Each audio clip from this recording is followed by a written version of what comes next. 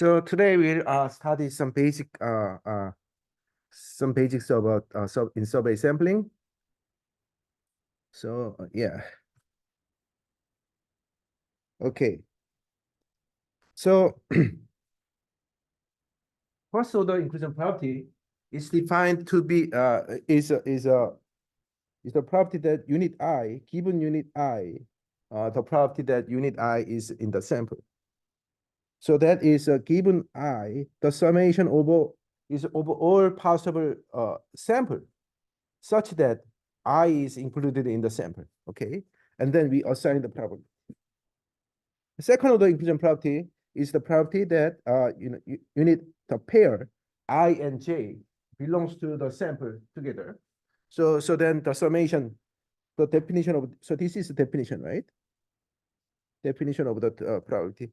So definition, so how to, well, it's not real definition.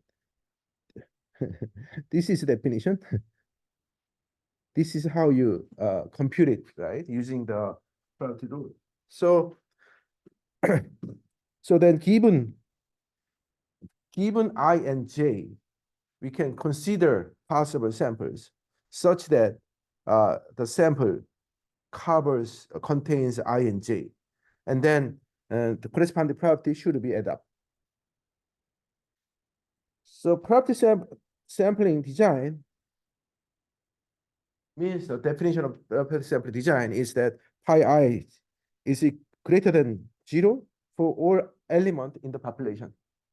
Same way, measurable sampling design is that pi ij is all greater than 1, greater than 0 for all pairs in the population.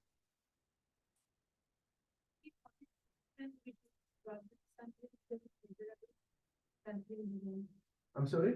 What is the difference between these two, probability sampling design and measurable? Between first and second? Yeah, so like probability sampling design and measurable sampling design. What are the differences? First order and second order. Oh, that's why it's measurable? Yeah, so probability sampling design is a sufficient condition. So the probability sampling implies that we can construct Hotvitz-Thompson estimator. And measurable sampling design implies that we can construct unbiased variance estimator.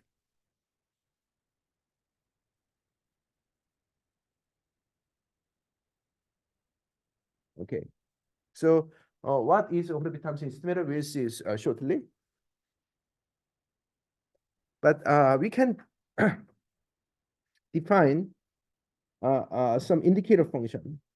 Okay, so the indicator function ik is defined as either 1 or 0. If k belongs to unit k belongs to A, then it is 1. Unit k does not belong to A, then it is 0. So very simple. So this is actually a random variable, right? Because if you repeat your sampling design, right? If you repeat the sample selection, whether an element is selected or not is random, right? So that is a random variable. And then if you take the average, right? So if you fix k, and then if you count how many times it is selected of all possible, scenario, is essentially expectation, right? So then basically that is because it's an indicator, right? So because this is an indicator, it is probably equal to probability. Okay, and then two random variable ik and il, right? Product of the two random variable has this definition, has this property. Okay. What about the variance? Well, variance of ik is ik square minus expectation ik squares, right? And then ik square is equal to ik because the indicator, right? So that is pi k minus pi k square.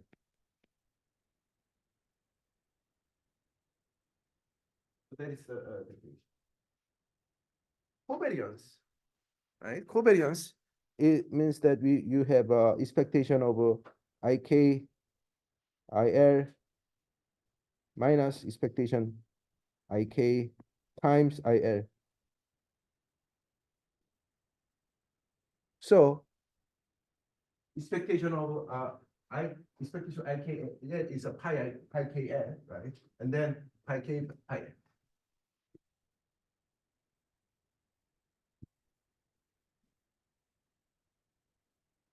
Let's see if I can use this one.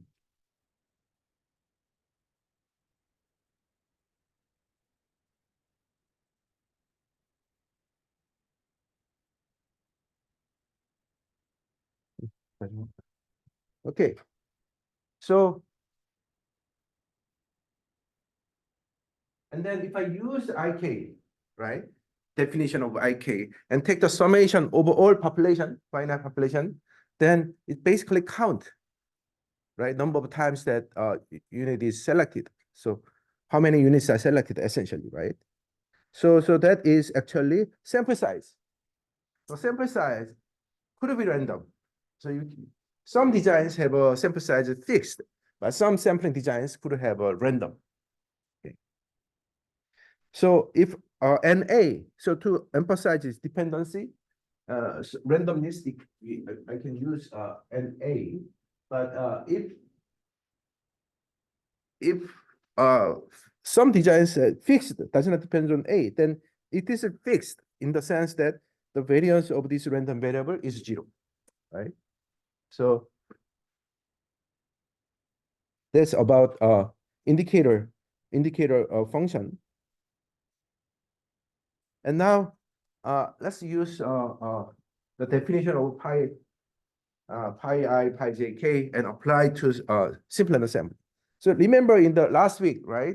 We already I already explained what simple ensemble is using a toy example. So basically, uh, uh, this is this is a kind of a fixed. We determine. So this is given, right? So this is given.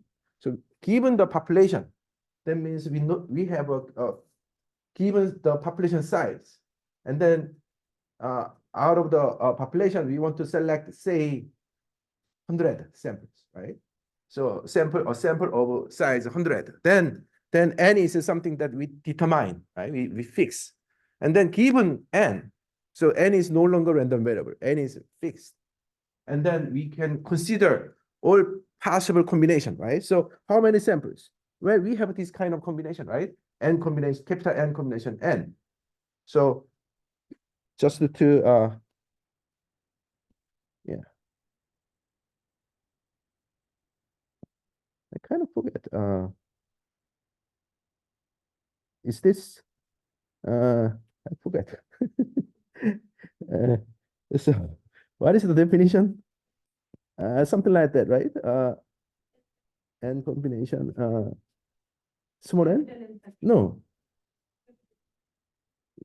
Actually, sorry. Yeah, I kind of forget. Sorry, I should have remember. I think it should be in small in C capital N, right?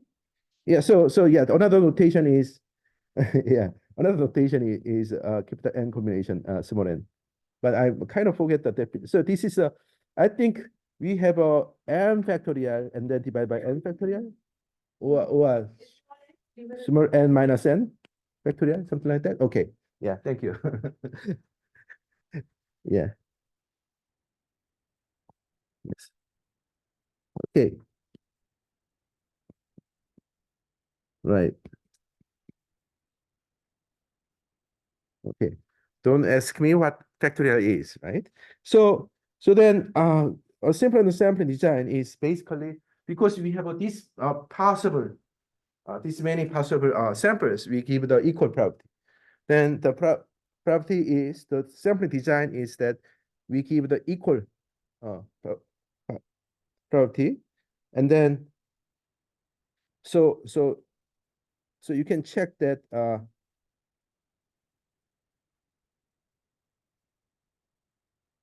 is what is a given a and then 1 over n combination n if A is equal to n. So you can write this way, right? And then n capital N over n is a constant, and then just this is A script A and A equal to small n, right? So that's this one, and then this is basically the summation is all the samples, right? All possible samples with the size n. So that is basically is equal to so n over n and times n over n, right? So that is actually equal to 1. So I have just shown that this is a valid probability mass assigned to samples with this fixed size.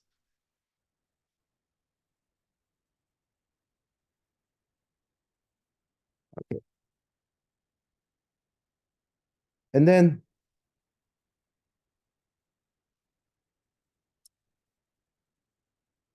let's move on.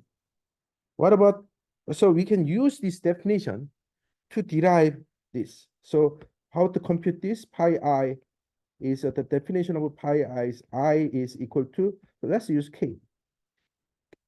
2, okay, A, right? And then this is what? This is the definition of this one is K equal to, so summation is overall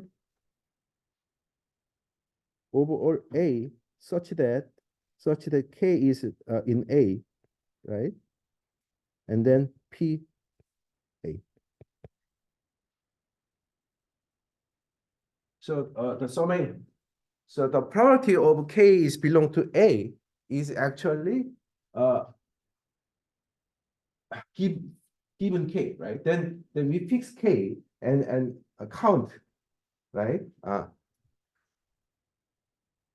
Over all possible A's, and then we put the probability as a point mass to the sample. So then in the simple random sampling, this is actually, we know,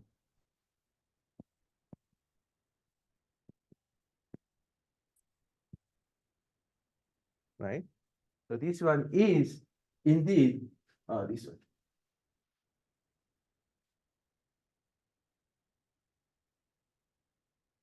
So then now how to enumerate? Well, so this is a condition, right? This is already a constraint. So K belongs to A is kind of a given event, right? So then we don't have to worry about other samples, right? Where other samples that exclude the K. So we can actually reduce the space to such that, so this can go outside, of course. And then it's like selecting sample size n-1, right? From U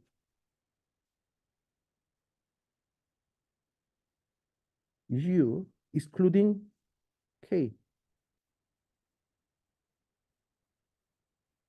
right?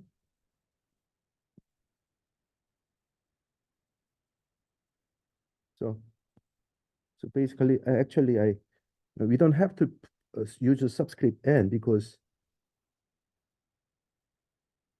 so now we can consider A equal to n-1. Let me make it more clear.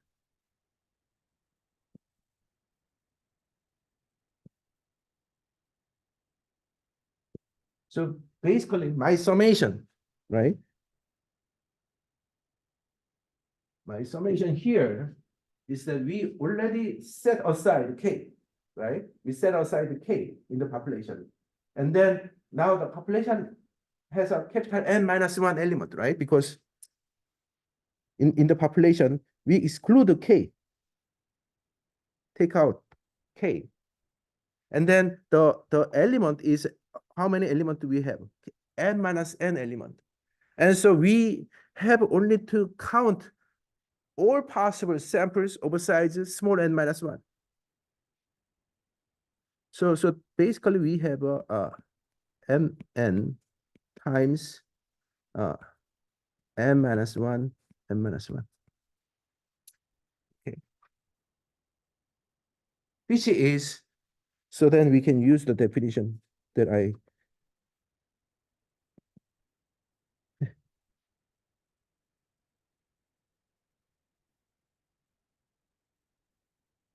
times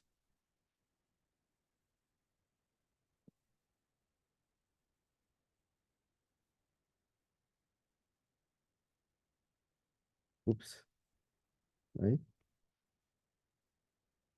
Okay.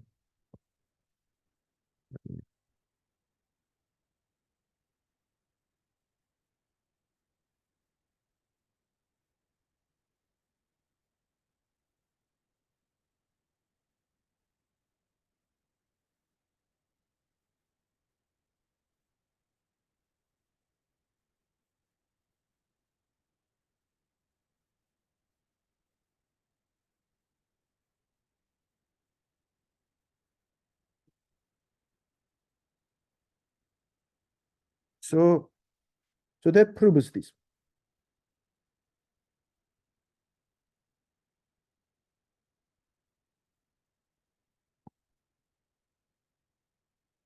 So what about this? That's probably the same story, right? Pi ij is probability ij is in sample A. So that means we can basically take a summation ij, we set aside, right? Set aside I and j, particular I and j from the population and count. So that is basically mn. And then summation of is over all A in the population of size n minus 2. Sorry, and n minus 1, n minus 2, right? N minus 2. And then sample size is A equal to n minus 2. So that is basically n minus 2, n minus 2 divided by n, right?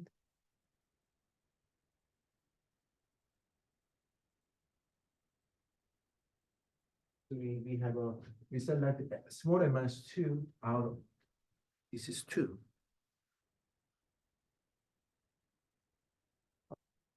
Then like this n minus 2 out of capital N minus 2. So that will basically leads to this probability.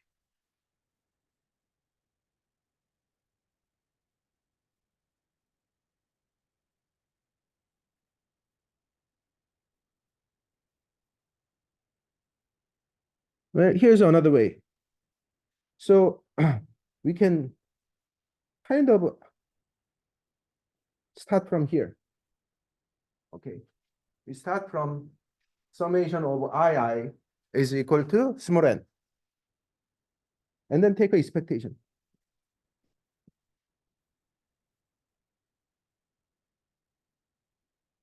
Which is basically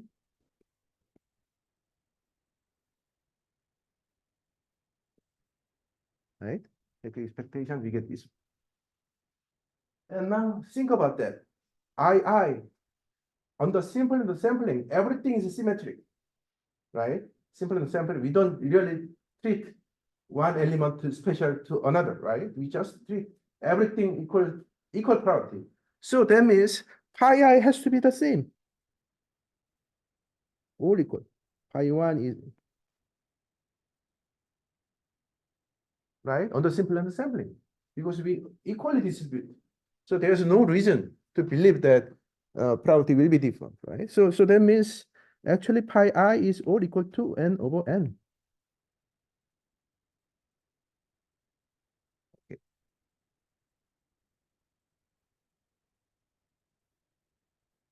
Then we can do the same thing and compute the variance.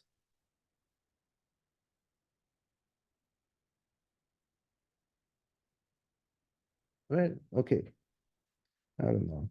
Is it a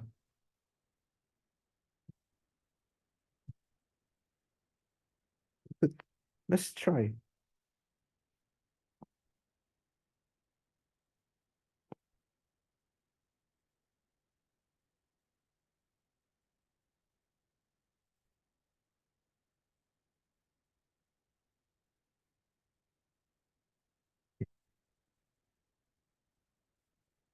This one, we know that this one is by definition pi I minus pi I squared. Right? This is essentially we already studied that here. Right? We already studied this. So so that means we have this one. And but in the special case of simple random sampling, right? Simple random sampling, this is actually n over n minus n over capital N squared. Okay. And so that means the only thing left is this guy.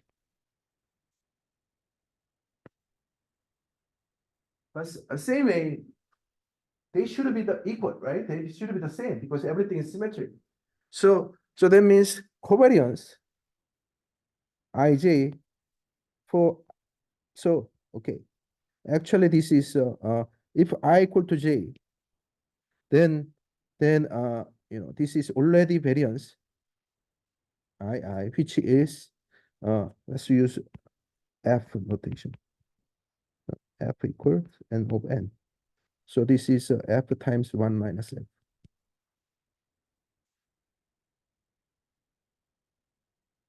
And then this guy,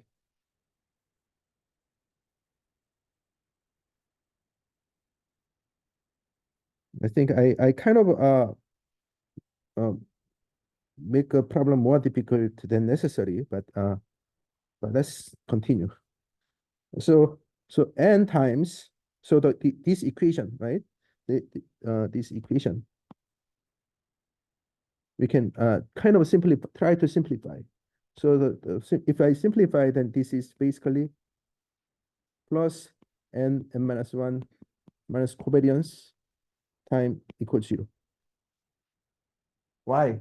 Because so this guy is a particular, this guy is an f times minus f, right? And times n. So capital N times f times 1 minus f plus this guy summation on is how many summation do we have? Capital N minus times n minus capital N minus 1, right? And then these are all equal. So I can just write it covariance. So then the covariance, end of the day, the covariance is what? It's minus capital N minus 1, f 1 minus f. So let's write it.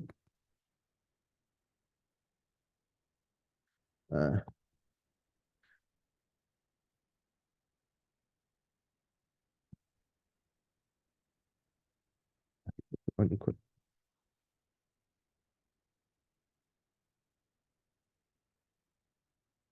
So I think there's some algebra going on, but step by step, it's not really difficult, right? Just some take some time to get familiar with, but the only thing is just algebra.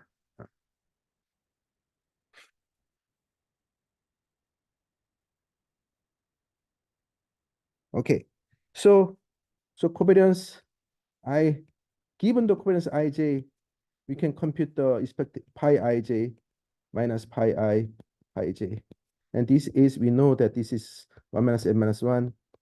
As I said, I make it the problem more difficult than necessary, but sorry about that. But anyway, this is so you can solve this, right? You can solve this to obtain pi ij. So pi ij pi ij is f squared minus m over n minus 1, f1 minus f, which is, yeah, so which is a little bit, so my n minus 1, yeah, so, yeah, n minus 1 times n plus 1, 1 plus, time plus 1 plus plus n, and then so I don't know, f squared. Well, okay, I will leave it the algebra to you, and so, but should be correct, and so then you will get this. So basically, what I just computed here is we'll see this result later.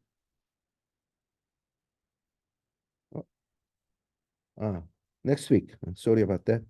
So yeah, don't worry for it for now. We'll get back to this later. Not next week. This Thursday. This Thursday. Part 2. Okay, but this is so today's class is more about more about general Hotvitz-Thompson estimator. And to introduce Hotvitz-Thompson estimator, I had to introduce first inclusion property. So that's all. And what are the basic properties of the inclusion properties? So I already explained this. This is basically definition. I also explained this, right? So expectation of, so where we get this one? Well, remember this is an A. So summation over I indicator, sample indicator is equal to sample size. And then if you take the expectation, right? If you take the expectation, then you have basically an A. So we depends on how you define it, we can call this N.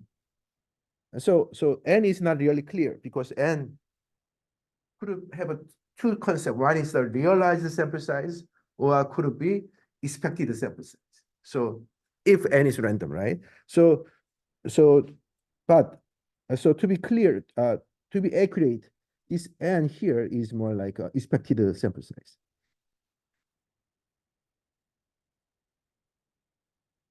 Another property which I need to show. So basically, this is the this part remains to be shown. So basically the covariance. So this is the main result that I like to show. So this is covariance, right? This is covariance over Ij. So covariance over one summation is equal to 0. If the sampling design is fixed.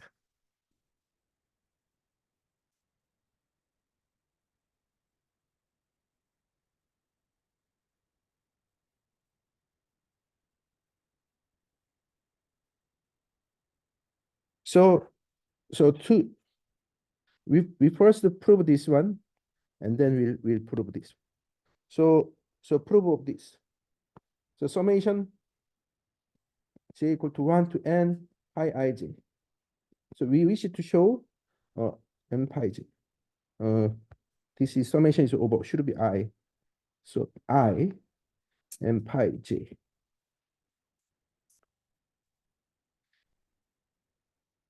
So I over n, this is expectation.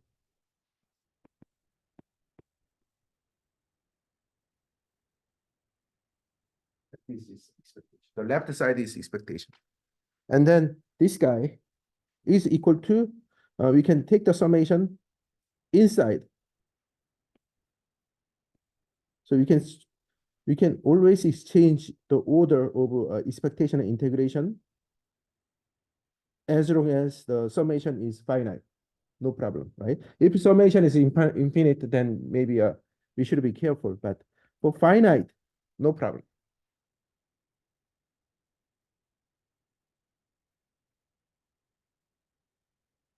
So this is basically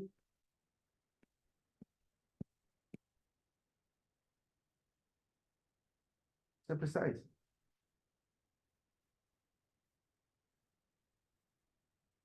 This is sample size.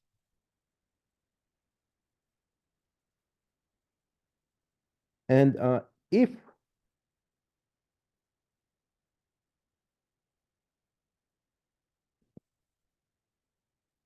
n is fixed,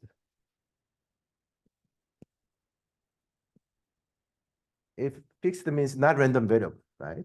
So if n has nothing to do with the expectation, it can go outside, right? It can go outside, which is actually shows equal to this, the right side.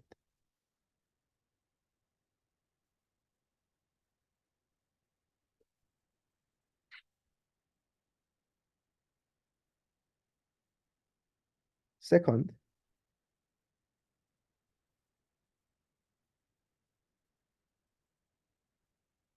this is should be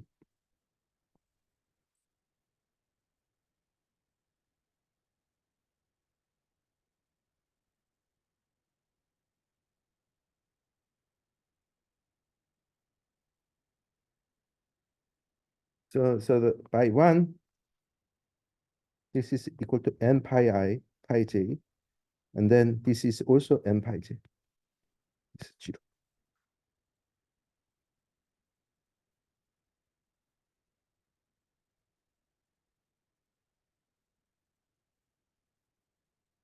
Okay.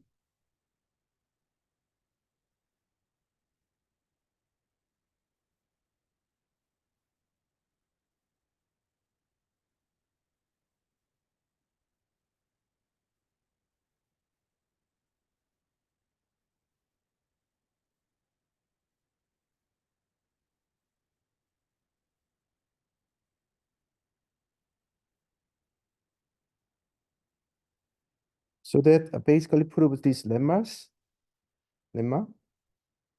Now let's move on to Hotvitz-Thompson estimator finally.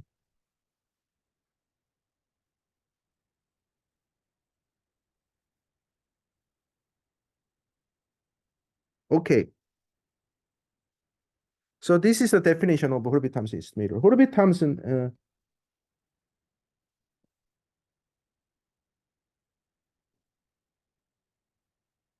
is a 1952 Jaza.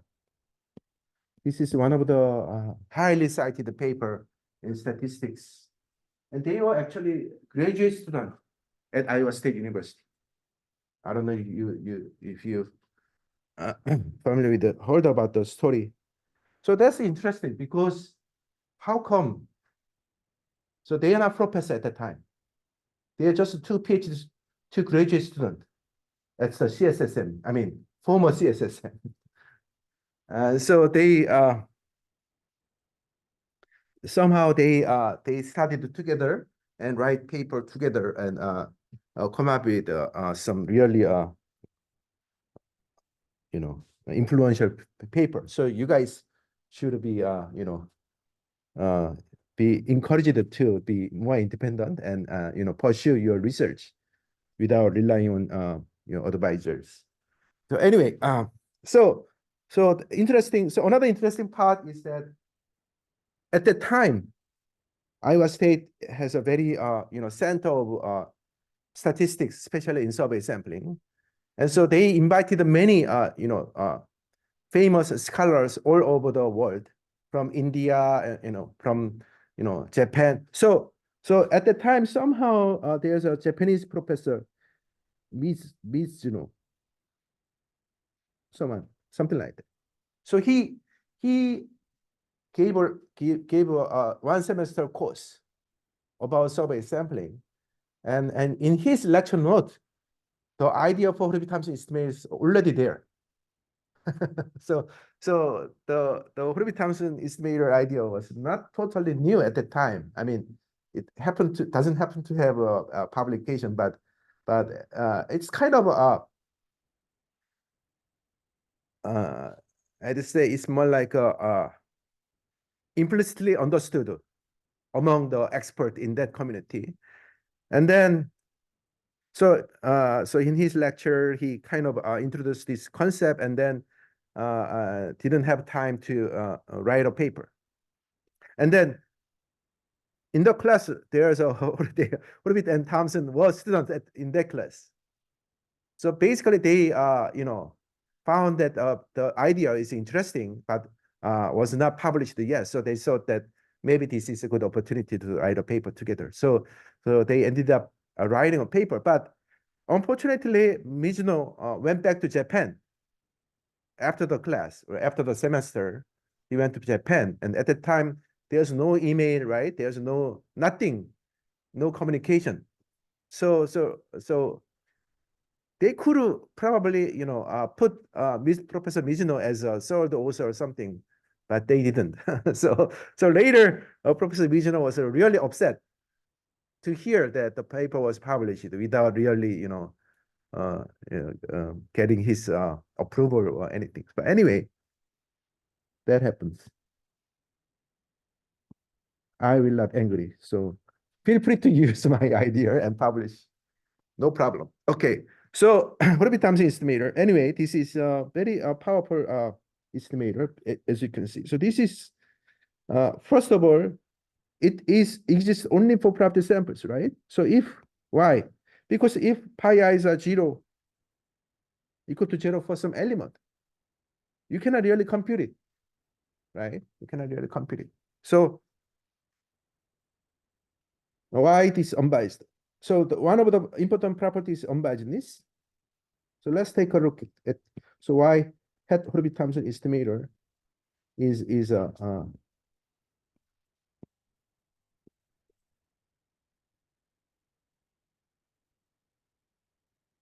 okay. You can use I, I, yi, right? You can express it in terms of indicator function. So if you take the expectation, the only random variable is,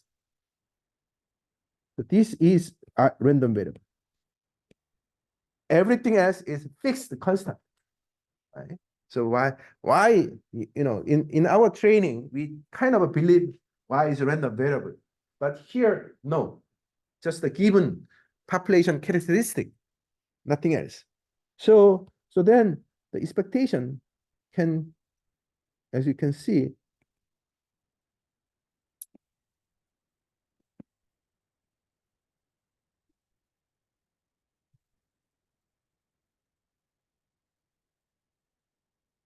okay,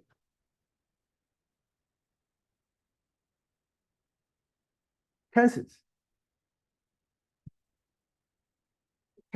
only when pi i's are not equal to 0, right? If they are equal to 0, then it's more like a 0 divided by 0 thing, so it doesn't make sense. So we get population total, which is what we want. This is our parameter of interest.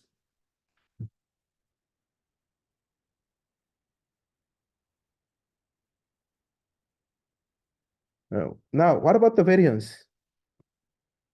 Same thing.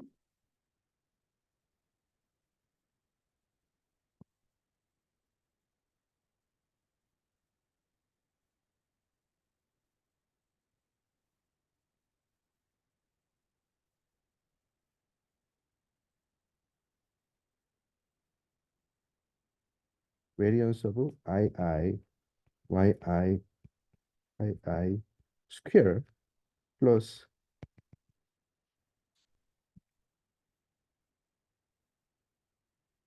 variance I. Oh no, we are not there yet. We don't have to. Okay, this is just a summation.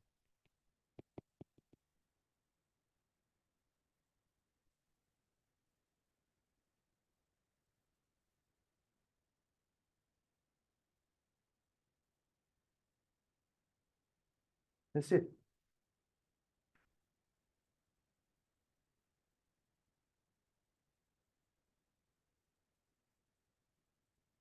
Because this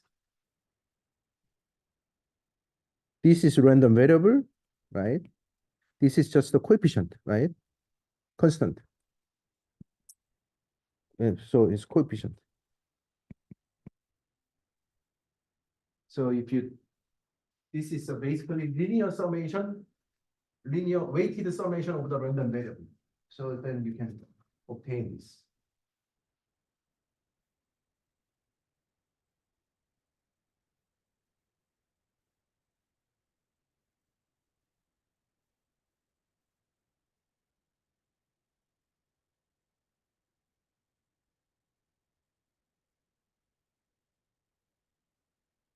Okay.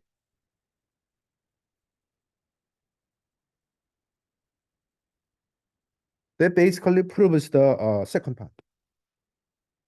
So properties of the Hotvitz-Thompson estimator. You have a unbiasedness, which is important property, and then we have a variance. But variance looks a little bit complicated, right? It doesn't really hard to understand, interpret. What does that mean, really? So there's some better formula, which is applicable only when sample size is fixed. So if the sample size is fixed, then we have some simplification. This looks also looks complicated, but turns out that it's better. So we'll see why. But let me first show prove the equivalence, right? We want to show that this variance here is algebraically equal to uh, this, right? So showing this equivalence is it's not really statistical problem, right? It's just a algebraic problem, right? So there's no, we are not really talking about random variable here, right? I mean, given the expression, it's just the algebra. So basically, we wish to show that, by the way, summation here is okay, I equal to 1 to double summation. Okay, and then let's write it as a delta ij.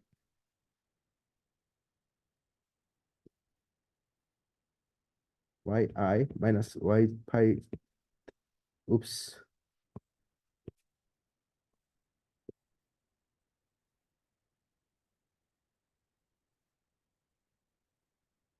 Is equal to double summation delta ij yi pi I ij pi j. That is the goal.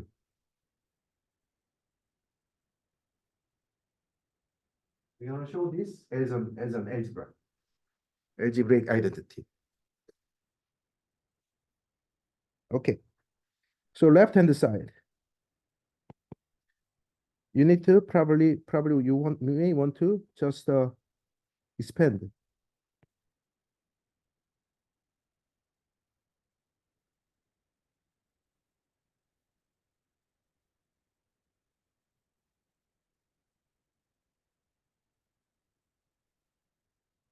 Oops.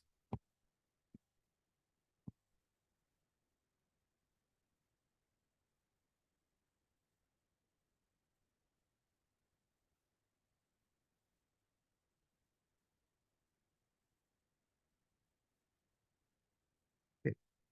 So the left hand side is equal to just that we just expand the square term, right?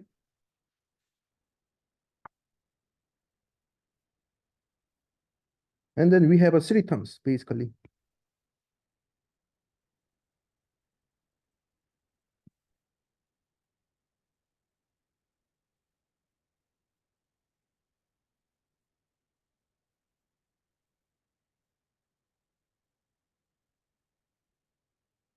Which is actually equal to right hand side.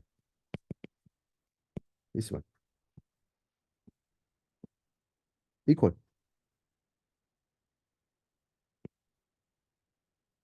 So that means the first two terms are essentially equal to 0. That's all you want to show. So let's take a look at the first term. Okay. Minus half, double summation, delta ij, yi ij square is ij. Okay.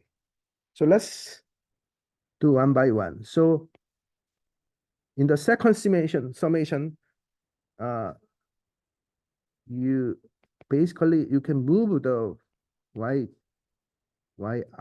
divided by pi I square outside the summation of j over j, and then you have something like this.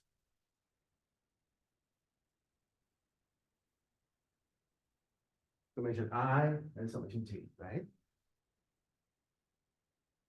And then you can see that this is 0 by lemma,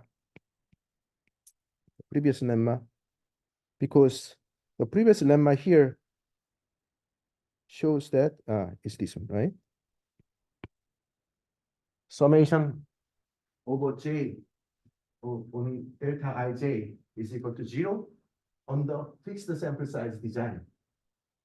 Fixed sample size design. So basically we obtain the same result here. Fixed size design.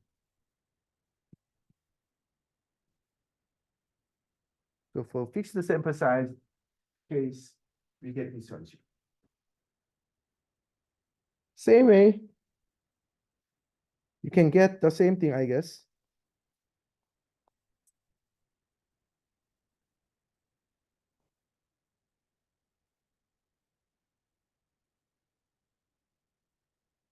Then basically you now switch the role, right, of I and j. So your summation should be j, and then your summation j over pi j square, and then summation I delta ij, which is also equal to 0 by the same reason.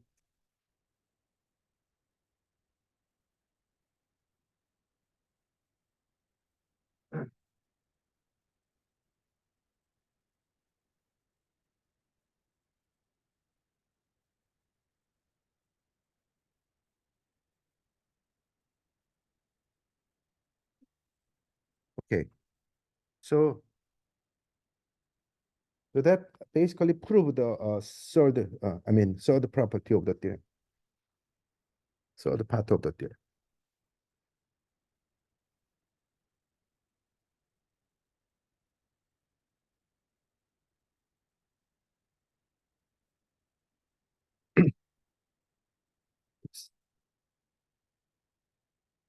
So let's use a toy example, another simple toy example, to compute all these algebra and understand what's going on. So, okay, so this is a real simple, right? Can be simple, right?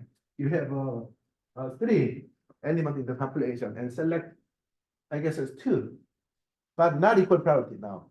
Okay, so instead of putting 1/3, so if we use 1/3, then it's a simple random sampling, right? But this one is not simple random sampling, so that may be more interesting. So what is the pi 1? Pi 1 is a probability of 1 is in the sample. So then what's the possible combination?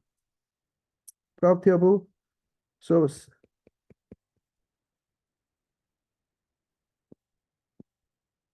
just we have only 3 possibility.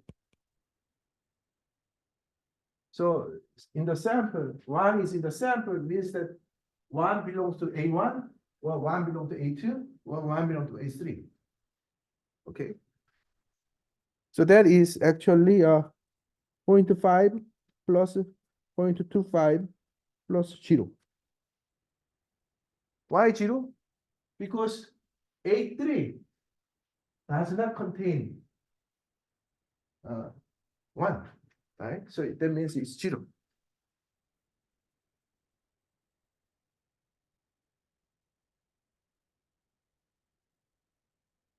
Actually, maybe a better, more accurate statement would be indicator, right?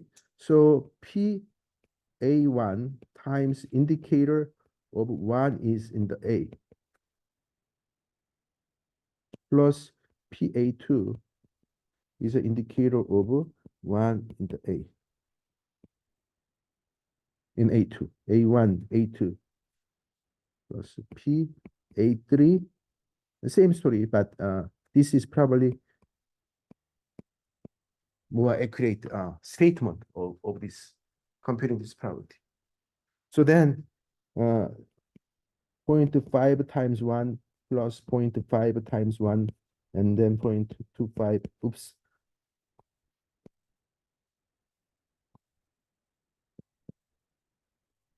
Plus 0.25 times 0, right? So which is 0.75.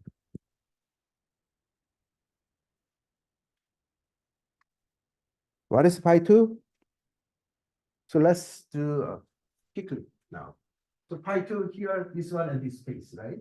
These two cases, so then probability will be 0.75. 0.25 plus 0.25, which is 0.75. What about pi 3? Pi 3, we have either A2 or select A2 or select A3. So that is 0.25 plus 0.5, which is 0.5.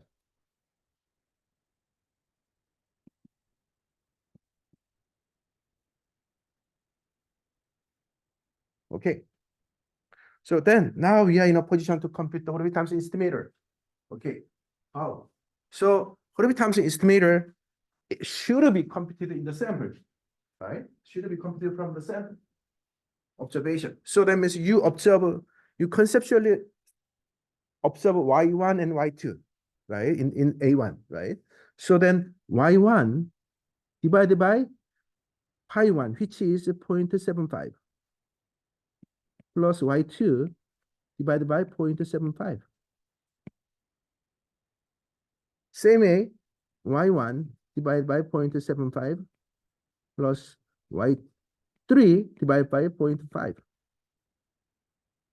And then Y2 divided by 0.75 plus Y3 divided by 0.5. So we compute the Hotvitz-Thompson estimator. So we already compute this, we did, right? So now, let's check. So, okay, pi hat Hotvitz-Thompson estimator is essentially Y1 divided by 0.75 plus Y2 0.75 with the probability 0.5. And then Y2 divided by, oops, Y1 0.75 plus Y3 0.5 probability. Y2 0.75 plus Y3.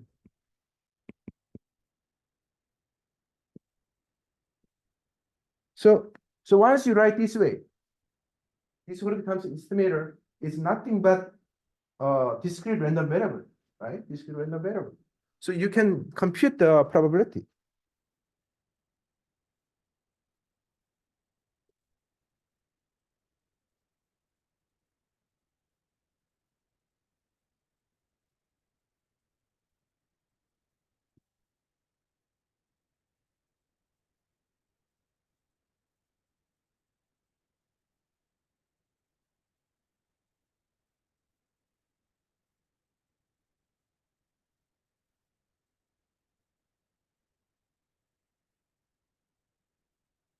Okay.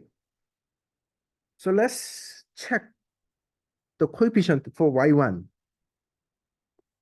y2. Because this is, end of the day, it's just a linear function of y1 and y2 and y3, right? So all you have to do is just compute the coefficient. So this guy is basically points, so 0.5 times, this is 3/4 plus 0.25. So this is 1/2, 1/4 times 4/3 plus 1/4 times 4/3. Something like that. So that is something's not really correct. Or no, the third one is okay. So we don't have this one. So it's very easy to make a mistake, I guess. C1. Right? 2/3 plus 1/3, which is 1. So you can check others and show that they are all equal to 1. So that basically we check using this example, to check that Hotvitz-Thompson estimator is unbiased. Of course, you can compute the variance too, right? I mean, you have a discrete random variable, so there's nothing prevent from you to computing the variance. But I will not push you here. Okay. So some reflection. So one thing to note is that so we have to have the so here sorry about okay. So to compute all this, we need to this should be positive, right? You mean since this is probability, it cannot be negative. It should be either positive or 0. But if it's 0, then you cannot really compute it. So it has to be positive, right? So that is actually the definition of probability sampling. So probability sampling means that we should pi I is known and positive, right? For the all element in the population. So that's the first reflection. For unbiased estimation, Hotvitz-Thompson estimator can be used if the sampling design is a probability sampling design. So that's the first remark. And now really the interesting question is when the variance is small. So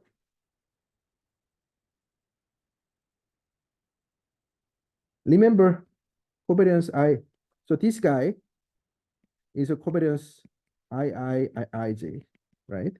So covariance I. So what is the likely that the sign of pi I, sign of indicator, two indicators, covariance of the two indicators. So sign of the two covariance. This probably is negative in many cases. Why? Because think about that. I is n is fixed. So the right side is fixed, right? That means if you select one element, then the chance of selecting the other element will go down, right? If you select one, so in the extreme case, if you have a two element, right? If you select one, then you never select the second, right? So then not always, but most of the, so on average should be negative, and so that's why you can make the minus sign here to make it positive. So this kind of shows some non-negativeness already, and then this quadratic term, right? So when this quadratic term will be small, the smallest value can be 0, right? So when that happens, that will happen if yi divided by pi I is a constant, right? If the yi by pi I is all equal, then this will be equal, right? So that is the perfect. If you choose, so if you know pi I, I'm sorry, if you know ii, yi, right? If you know yi, then you will make the pi I proportional to yi. That will be something called the perfect design, I'd say, right? Perfect sample design. But why we do sampling? To know why, right? So you don't know. So the problem is like a chicken and egg situation. So you don't know why I in advance, usually, right? But you may have a model, some reasonable subject matter knowledge to find some covariate, useful covariate or model predictor that can is available before sampling. Then you can use it to make it proportional. So this is a kind of important philosophy in doing sampling design, efficient sampling design. But this is only the second week, so we'll study this later.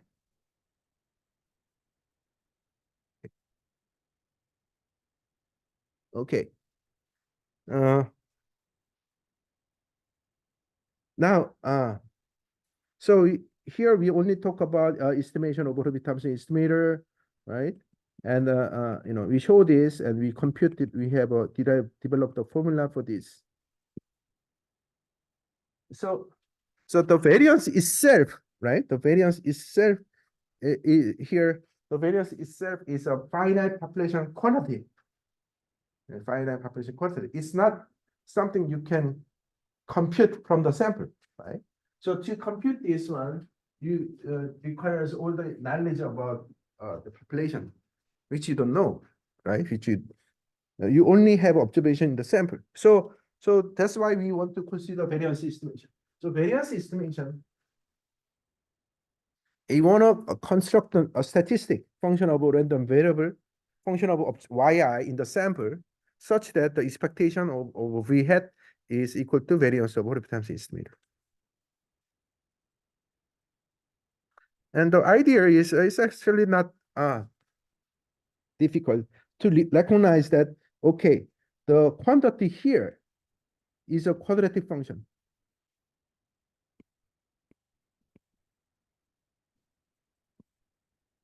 The observation is that in the population.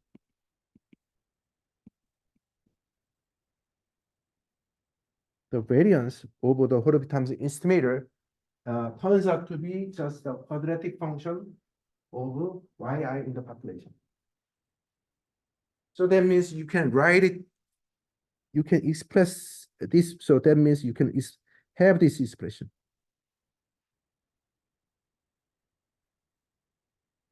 So if this is the quantity that you are interested in estimating, that means from the sample, that means you want to do something. So okay. So this Q hat, basically we can show that this Q hat is equal to Q.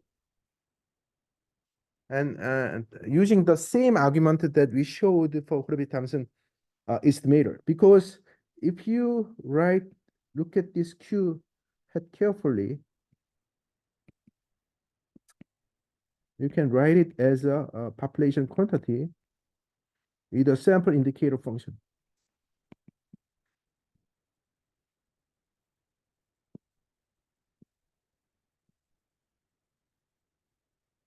Okay, right? And then the only random variable is I. So you can move everything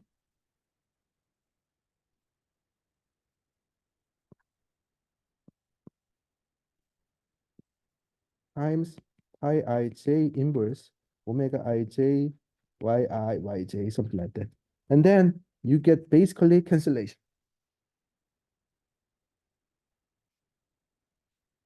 And so you get basically what you want.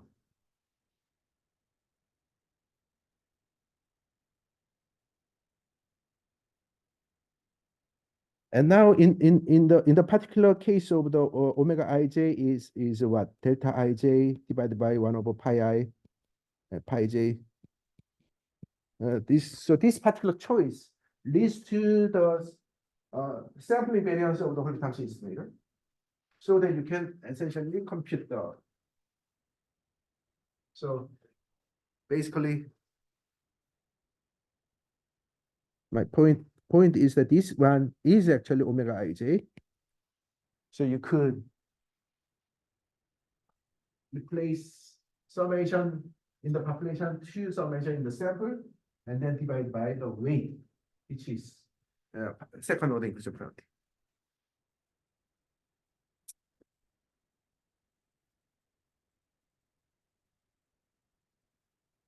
Okay. And then Jae-kwang estimator is you can do the same. So your variance is form itself is different, right? So then you the same thing, but you divide by second order inclusion probability. That's it. That's all, right? Because the form here,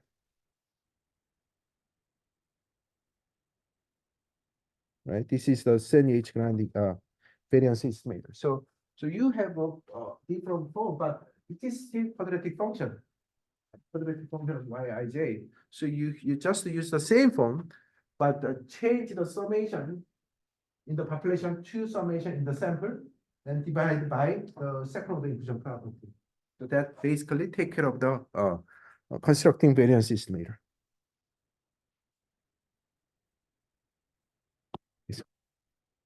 Okay. So in order to do this, right? In order to compute the variance estimator, that means you then recognize that we need to have the denominator to be positive. Otherwise, you cannot really compute it. So then we need some restrict our attention to the class of sampling design such that phi ij is a positive. So this kind of sampling design is called measurable sampling design. So measurable sampling design is nothing but allowing unbiased variance system. Okay, so that's basically a main concept, and we have only 5 minutes. I like to spend 5 to 6 minutes to solving this toy example again. So remember, so now we have a value. So y hat Hotvitz-Thompson estimator is remember 0.75 by y1, which is 16 plus 0.75 divided by 21. So that is not easy. So 16 and 4 divided by 3 divided by 4, 21, 3 divided by 4. Why I use this number? I mean, should to make the algebra simple. But anyway, okay. Well, I will leave this as your home take home message to the some exercise, because this is a kind of algebra, right? You can do. I already covered this, and so you apply this number to get numbers, and then also this is a discrete random variable, so you can compute the variance, right? And then you can compute the Hotvitz-Thompson estimator. Actually, I have a similar problem in the homework already, so you will have opportunity anyway. So then you can actually check this calculation and see whether this is unbiased and what kind of which one is easier or not. So you will have opportunity. I think that's all. Maybe I will just use this time to take any question. Yeah, sure.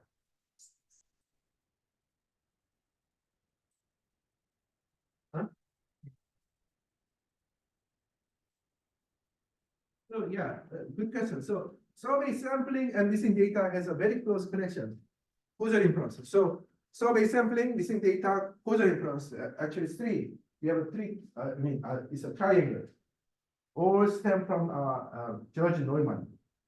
And so the only difference is that in survey sampling, usually we mainly focus on probability sampling. So that means pi i's are known under our control. In missing data, we don't really control who is missing, who is not, right?